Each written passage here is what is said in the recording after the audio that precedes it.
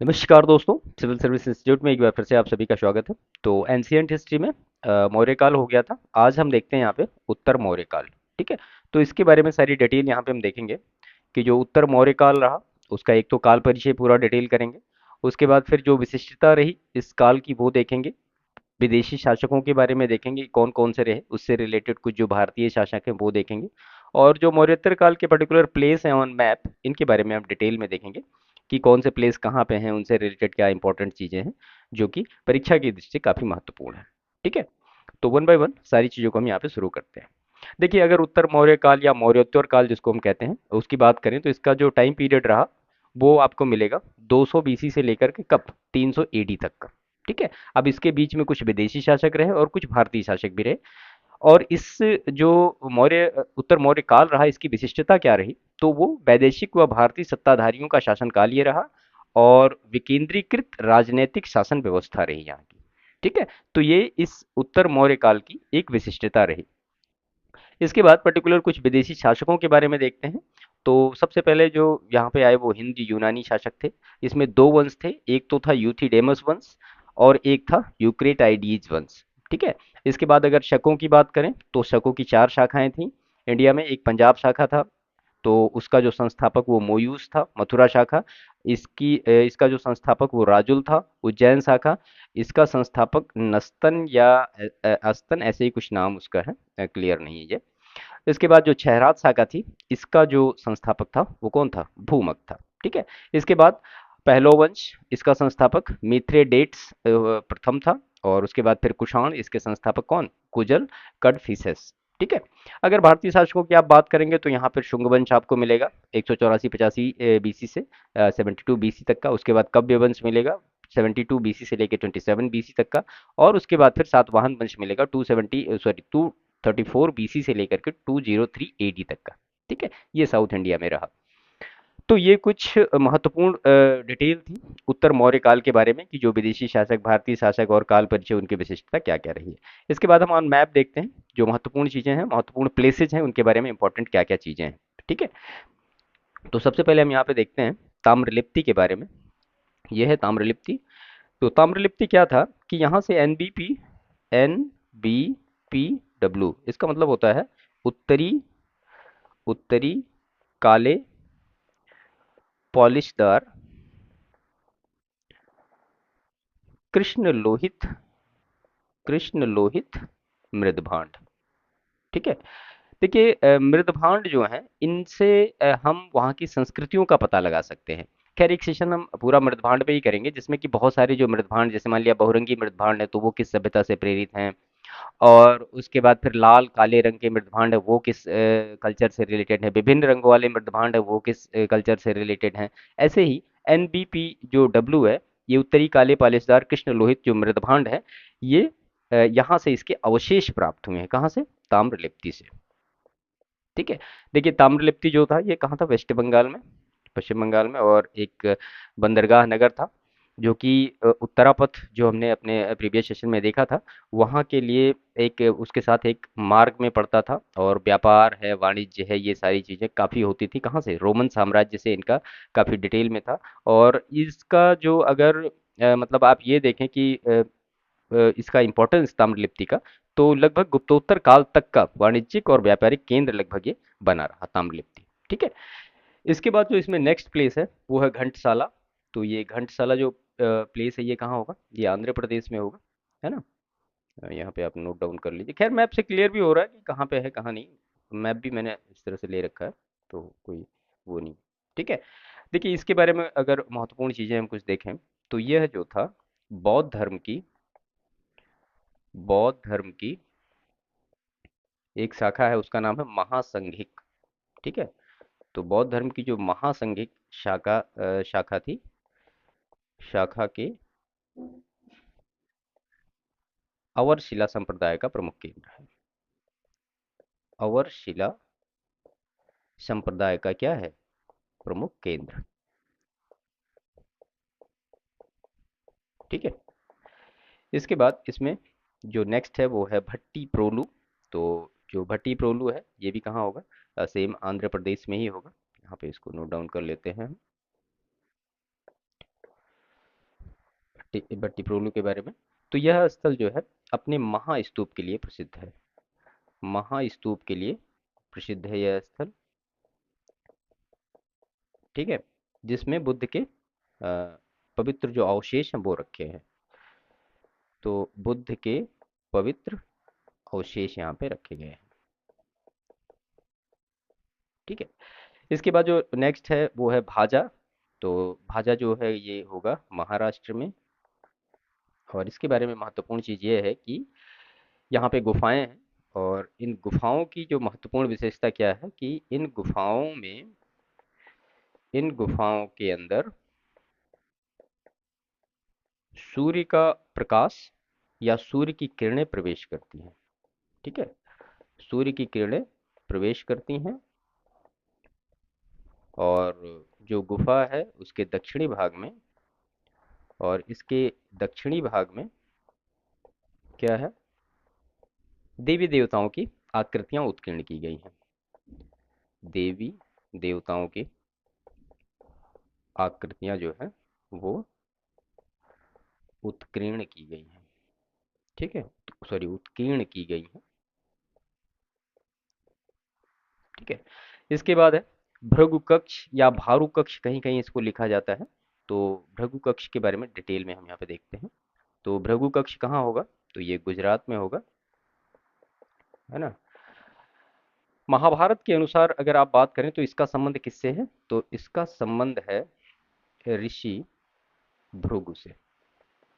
ठीक है, इनके शिष्य जो थे यहाँ आकर बस गए थे। इनके शिष्य जो है यहाँ आकर बस गए थे। तभी से इसका नाम जो है वो भृगु कक्ष पड़ा। और यूनानी ग्रंथों में इसको क्या किस नाम से जाना जाता है, तो बेरी गाजा के नाम से जाना जाता है। बेरी गाजा नाम से जाना जाता है किसको, भृगु कक्ष को। ठीक है, इसके बाद भरहुत है। तो भरहुत के बारे में डिटेल देखते हैं यहाँ पे। भरहुत कहाँ होगा, तो जाहिर सी बात है ये मध्य प्रदेश में होगा। भरहुत जो है वो स्थापत्य कला के अभिलेखों में, स्थापत्य कला के अभिलेखों में अजातशत्रु के गौतम बुद्ध से मिलने का गौतम बुद्ध से मिलने का अंकन है। ठीक है, और इसकी जो खोज की थी स्तूप की, उसने की थी कनिंघम ने। कनिंघम ने इसकी खोज कब की थी, 1937 में इसको खोजा था। ठीक है, इसके बाद एक नेक्स्ट प्लेस यहाँ पे बचा हुआ है। इसके बाद जुन्नार के बारे में देखते हैं। तो जुन्नार कहाँ होगा, ये मध्य प्रदेश में होगा। और तो जुन्नार की जो गुफा है, इसकी गुफा में इसकी गुफा में शक नरेश नहपान नहपान के मंत्री अयम का भी अभिलेख है। ठीक है, अयम का भी अभिलेख है जो कि 124 एडी का है। ठीक है, तो ये कुछ महत्वपूर्ण प्लेसेस थे जिनके बारे में हमने आपको यहाँ पर बताया। इसके बाद हम नेक्स्ट मैप में देखते हैं कि और महत्वपूर्ण चीज़ें क्या क्या हैं। सबसे पहले हम देखते हैं साकल के बारे में। तो साकल कहाँ होगा, तो जाहिर सी बात है साकल जो होगा ये पाकिस्तान में होगा, है ना। सियालकोट प्रसिद्ध कवि एवं दार्शनिक फैज अहमद फैज अहमद फैज, ठीक है, और असगर सदाई और मोहम्मद इकबाल का जन्म स्थान भी है। असगर सदाई और मोहम्मद इकबाल का क्या है, ये जन्म स्थान। ठीक है, इसके बाद इसमें हम मथुरा के बारे में देखते हैं डिटेल में। तो मथुरा मथुरा होगा उत्तर प्रदेश में। तो ये कि कुषाणों के अधीन था, आपने पहले उसमें देखा था। तो कला और संस्कृति का एक महत्वपूर्ण केंद्र रहा है मथुरा। कला संस्कृति का महत्वपूर्ण केंद्र रहा है। ठीक है, किसके टाइम पीरियड में, कुषाणों के टाइम पीरियड में। क्लियर। इसके बाद रेह है, ये भी उत्तर प्रदेश में है। यहाँ से एक अभिलेख मिला है। इस अभिलेख से क्या चीजें पता लगती हैं कि मिनांडर के बौद्ध धर्म में मिनांडर के बौद्ध धर्म में दीक्षित होने का प्रमाण यहाँ से मिलता है। दीक्षित होने की जानकारी मिलती है यहाँ से।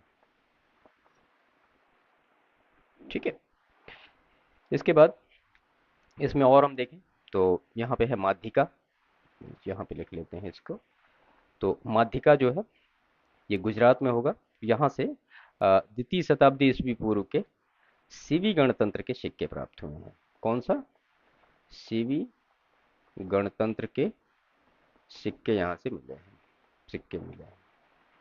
ठीक है, द्वितीय शताब्दी ईस्वी पूर्व। इसके बाद एक है बारबेरिकम। तो बारबेरिकम के बारे में यहाँ नोट डाउन कर लेते हैं महत्वपूर्ण चीजें। देखिए ये एक पत्तन था और इसका जो उल्लेख है वो प्रारंभिक ग्रीक रोमन इतिहासकारों और मतलब जो भूगोलवेत्ताएं हैं उन्होंने किया है। तो ये एक क्या था? ये एक पत्तन था। ठीक है। इसके बाद इसमें और जो महत्वपूर्ण चीजें हैं जैसे कि बेदशा है, यहाँ पे आप देख रहे हैं विदिशा अलग है और बेदशा ये है। तो बेदिशा के बारे में, यह स्थान जो था वो प्रथम सदी में बौद्ध गुफाओं और चैत्यों के लिए प्रसिद्ध था। यहाँ पे लिख लेते हैं बौद्ध गुफाओं और किसके लिए? चैत्यों के लिए ये प्रसिद्ध था बेदशा। ठीक है।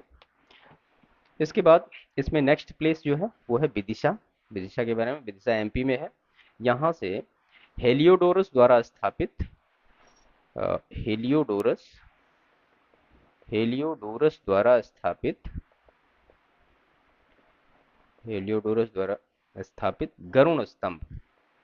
गरुण स्तंभ, एक बार प्रश्न पूछा गया है कि गरुण स्तंभ किसने स्थापित कराया है, तो ये यहाँ से प्राप्त हुआ है। ठीक है। अशोक ने यहाँ एक मठ का भी निर्माण कराया था। मठ बनवाया था किसने? तो अशोक ने बनवाया था। इसके बाद हम नासिक के बारे में डिटेल देखते हैं। ठीक है, तो नासिक कहाँ होगा? वो महाराष्ट्र में होगा। और यहाँ से गौतमी बलश्री का अभिलेख प्राप्त हुआ है। किसका? गौतमी बलश्री का अभिलेख मिला है। ठीक है। और मतलब ये सातवाहन वंश का था। साथ में ये जिसमें क्या था, सातवाहन जो राजा था गौतमी पुत्र सातकर्णी, गौतमी पुत्र सातकर्णी, इसकी उपलब्धियों का उल्लेख किया गया है। इसकी उपलब्धियों का उल्लेख है। ठीक है। यहाँ प्रत्येक 12 वर्ष पे कुंभ लगता है, वो आप जानते होंगे। 12 वर्ष पे क्या होता है? कुंभ का आयोजन किया जाता है। ठीक है। इसके बाद जो नेक्स्ट प्लेस है वो क्या है? वो है गोली। तो यहाँ से जो महत्वपूर्ण चीजें मिली हैं हम यहाँ पे नोट डाउन कर लेते हैं।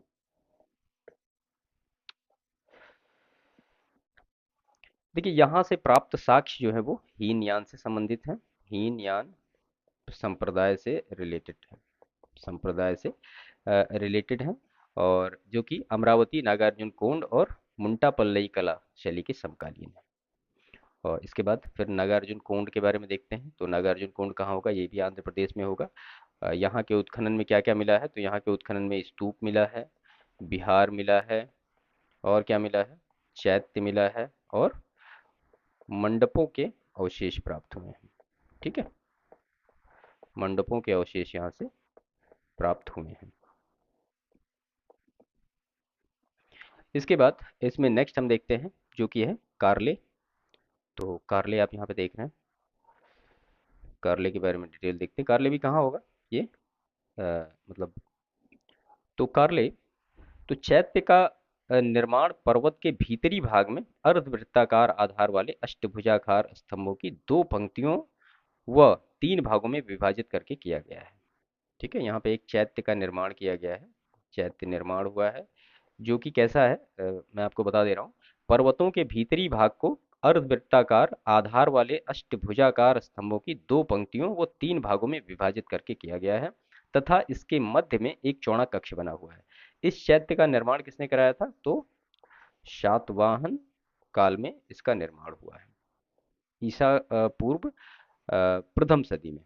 सातवाहन काल में ईसा पूर्व प्रथम सदी में इसका निर्माण हुआ है। ठीक है। इसके बाद अगर कन्हेरी की बात करेंगे तो ये कन्हेरी की गुफाएं हैं। यहाँ पे डिटेल में इसको थोड़ा सा कर लेते हैं। तो ये भी जो सातवाहन वंश के अंतिम शासक जो था वो कौन था? यज्ञ श्री शातकर्णी। यज्ञ श्री शातकर्णी का एक लेख यहाँ से मिला है। ठीक है, कहाँ से? कन्हेरी से। तो इसमें लगभग सारे हो गए। इसके बाद हम नेक्स्ट देखते हैं जो कि है तक्षशिला। तो तक्षशिला, अ, इसमें तक्षशिला कहाँ पे होगा? तो जाहिर सी बात है ये पाकिस्तान में होगा। अगर वेनशांग की बात करें तो वेनशांग के अनुसार कनिष्क ने यहाँ एक स्तूप बनवाया था। कनिष्क ने क्या बनाया था? स्तूप का निर्माण किया था यहाँ पे। ठीक है। और यहाँ पे जांडियाल का मंदिर यहाँ के प्राचीनतम मंदिरों में से एक है। कौन सा मंदिर है? तो जांडियाल मंदिर जो है ये प्राचीनतम मंदिर है। ठीक है। इसके बाद कुंडलवन के बारे में प्रमुख चीजें देखते हैं। तो कनिष्क ने यहाँ पर प्रथम सदी के आसपास वही फोर्थ जो बौद्ध संगीति थी उसका आयोजन कराया था। बौद्ध संगीति का आयोजन कराया था। किसने कराया था? कनिष्क ने कराया था। और यहीं पे जो बौद्ध धर्म था वो दो पार्ट में डिवाइड हो गया था।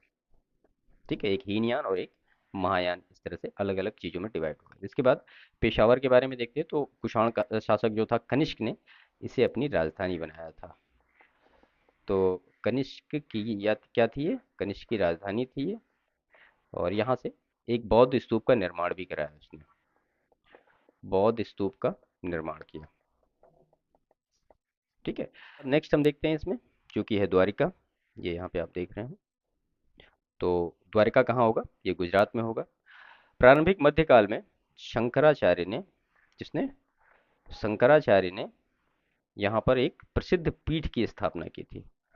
ने प्रसिद्ध पीठ की स्थापना की थी। ठीक है। किसने? शंकराचार्य ने की थी, जो कि हिंदू धर्म का प्रमुख केंद्र है। ठीक है। इसके बाद अनूप नगर के बारे में कुछ महत्वपूर्ण फैक्ट देखते हैं। तो गौतमी पुत्र सातकर्णी की जो माता थी गौतमी बलश्री के नासिक अभिलेख में भी अनूप का मतलब संदर्भ प्राप्त होता है। गौतमी पुत्र सातकर्णी की माता का क्या नाम था? गौतमी बलश्री। ठीक है। इसका था नासिक अभिलेख।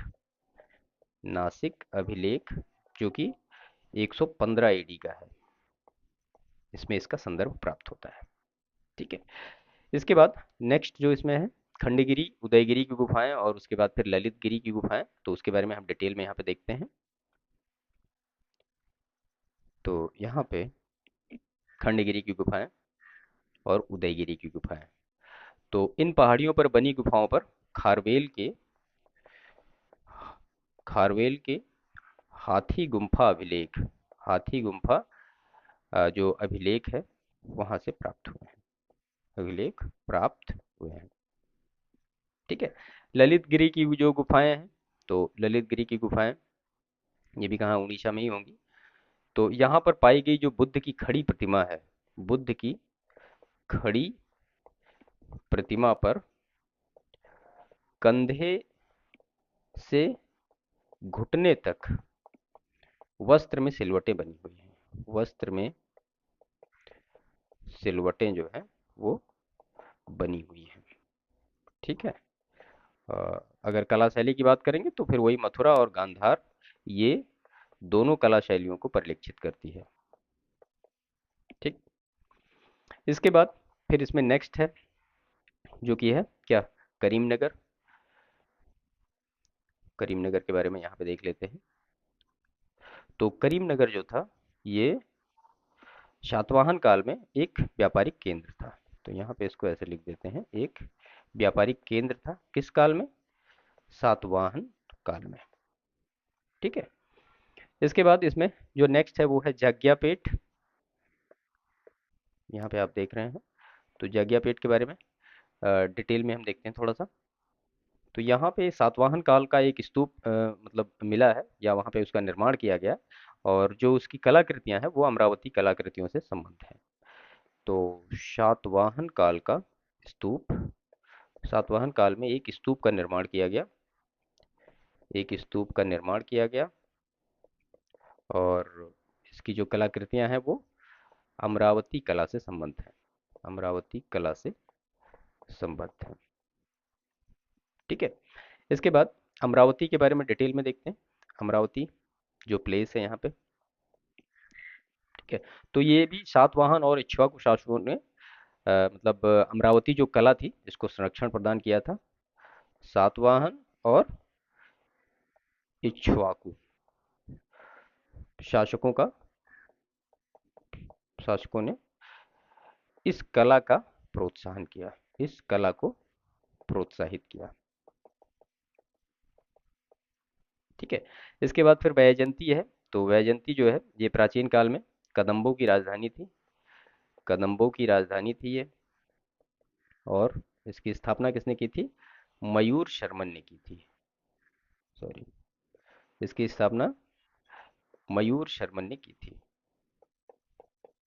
ठीक है, मयूर शर्मन ने इसकी स्थापना की थी। इसे कोनका नाकापुर भी कहा जाता है। ठीक है, इसका एक और भी नाम है, कोनका नापुर। ठीक है, बैजयंती का। इसके बाद इसमें अपरांत के बारे में हम देखते हैं, महत्वपूर्ण चीजें। अपरांत, तो अपरांत जो है महावंश के अनुसार यहाँ पे तृतीय बौद्ध संहिता के उपरांत अ, जो थर्ड बौद्ध संगीति हुई थी, बौद्ध संगीति के उपरांत, उपरांत अशोक ने, अशोक ने धर्म रक्षित, धर्म रक्षित को बौद्ध धर्म के प्रचार के लिए भेजा था, बौद्ध धर्म के प्रचार के लिए भेजा। कहाँ भेजा था? इस अपरांत क्षेत्र में भेजा था। ठीक है। इसके बाद फिर नाना घाट है। तो नाना घाट से महत्वपूर्ण चीजें देख लेते हैं। तो ये एक लेख है गौतमी पुत्र सातकर्णी द्वारा, और मतलब ये बताया गया है उसमें कि उसने अश्वमेध यज्ञ किया। किसने? गौतमी पुत्र सातकर्णी, गौतमी पुत्र सातकर्णी द्वारा जो अश्वमेध यज्ञ किया गया, अश्वमेध यज्ञ का उल्लेख है। ठीक है। इसके बाद फिर नेक्स्ट इसमें है क्या? शत्रुंजय। यहाँ पे हम देख लेते हैं इसको, छोटा सा है। तो शत्रुंजय जो है वो एक पहाड़ी है। शत्रुंजय पहाड़ी पर 900 वर्षों की अवधि में कुल 863 मंदिर बनवाए गए, 863 मंदिर 900 वर्षों में बनाए गए। और सर्वाधिक प्रसिद्ध मंदिरों में जो एक मंदिर है, जैन मंदिर है, किसका है? तो वो ऋषभ देव का है। ठीक है, तो ऋषभ देव का मंदिर है यहाँ पे। ठीक है। इसके बाद हम देखते हैं गिरनार के बारे में। तो जगह यहाँ नहीं है, हम यहाँ पे लिख देते हैं गिरनार के बारे में कुछ इंपॉर्टेंट फैक्ट। ठीक है,